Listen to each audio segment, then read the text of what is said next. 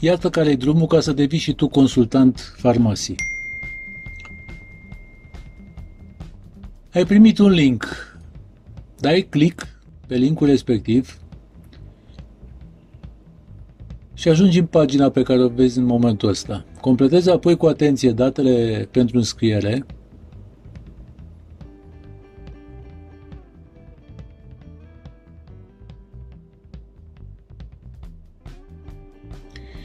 Și mai trebuie să bifezi regulile și condițiile farmaciei. Atenție, trebuie să le bifezi pe toate 4. După care salvezi.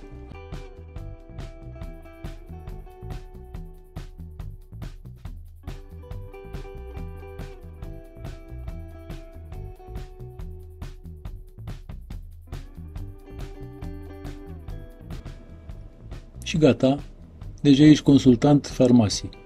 Și poți să cumperi cu o reducere de 23 până la 30% mai ieftin produsele farmacii.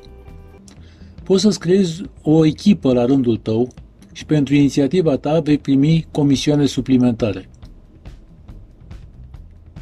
Noi îți vom organiza toată promovarea plătită pe Facebook. Pasul 1. Intri în consultant, apoi în informațiile tale personale. Pasul 2. Copiezi linkul indicat și îl trimiți prietenului pe care vrei să-l faci la rândul lui consultant în echipa ta. În felul ăsta îți vei face o echipă cât mai mare.